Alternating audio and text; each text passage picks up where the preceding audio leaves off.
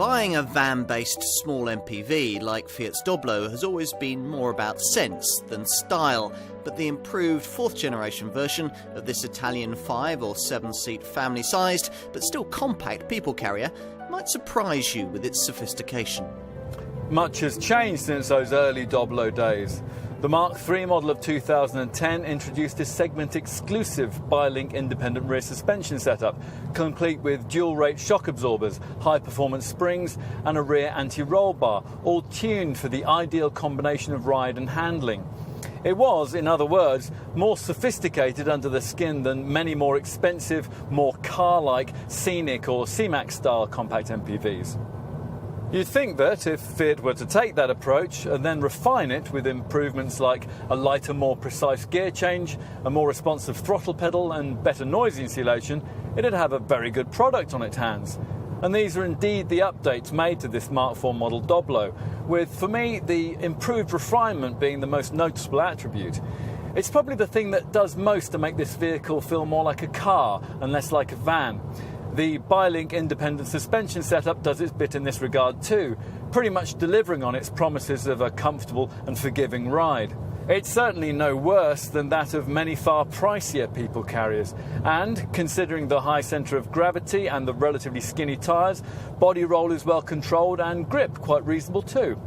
Onto engines. There are two, a 95 brake horsepower 1.4 litre petrol unit that you'd only buy if you were Doblo dealing on a budget, and the 1.6 litre multi-jet diesel power plant that almost everyone else would rather have. Here, 290 newton metres of torque propels you down the road as quickly as you'd really want to go, and in 105 brake horsepower 6-speed manual gearbox form, 62 miles an hour from rest occupies a reasonable 13.4 seconds on the way to a rather modest 102 miles per hour maximum that's restricted, no doubt, by this Doblo's barn door aerodynamics. So there's overtaking punch through the rev range that'll surprise more than a few of your fellow motorists, plus laid-back flexibility around town that you can enhance further on this 1.6 by opting for Fiat's automated 5-speed dual-logic semi-automatic transmission. Even the most practical people like to dress smartly, something Fiat stylists forgot when bringing us the quirky original version of this car. Still, they've redeemed themselves somewhat since, with proof of that provided by the restyled looks of this much-improved fourth-generation version. Yes, it is still boxy. To be class-leadingly practical, it would have to be.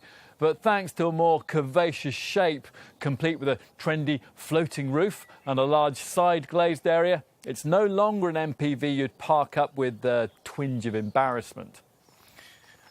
Most of the Mark IV model updates are to be found at the front, where the design team have added distinctive headlamps that sit below a more richly sculpted bonnet and sweep into a more boldly fashioned front grille, complete with its proud retro-style brand logo. On 5-seater models out back here, there's a segment-leading 790 litres on offer. On top of that, the space is pretty flexible too. There's an optional, neat, height-adjustable parcel shelf, which can either hide what's in the luggage compartment in the usual way or be dropped to a lowered position. In that mode, it's capable of supporting up to 70 kilos, so the family dog doesn't need to be lumped in with your shopping and graze happily through it all the way home. And if you fold and maybe also tumble forward the second row seats, then that same parcel shelf can help you create a completely flat loading area. This can be vast, particularly if you go to the next stage and remove each of the second row seats completely. You'll need to be strong of back and have somewhere to store them, but if that's no problem, then you'll end up creating a removal vehicle style capacity of 3,200 litres. Time to take a seat at the wheel, where a smart centre console and switchgear shared with other pricier Fiats mean that though the emphasis is on tough durability, you don't feel too hard done by. Front seat folk then are well looked after. But how will the family fare further back? It's space you access via extra large sliding doors, so there's no need to worry about the kids denting adjacent cars as they spring out when you're tightly parked at the supermarket.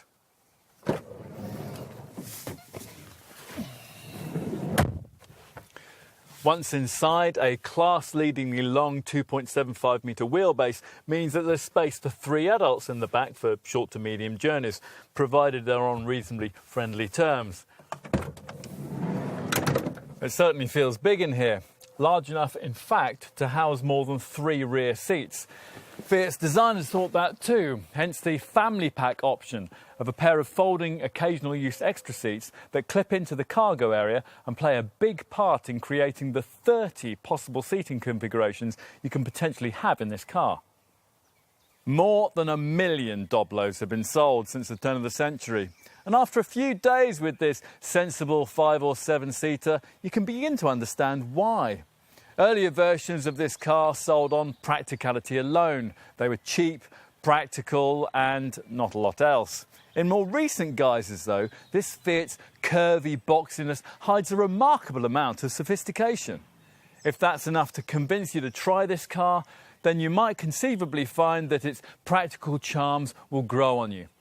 Fiat claims to understand families, and after driving this one, I'm inclined to believe them.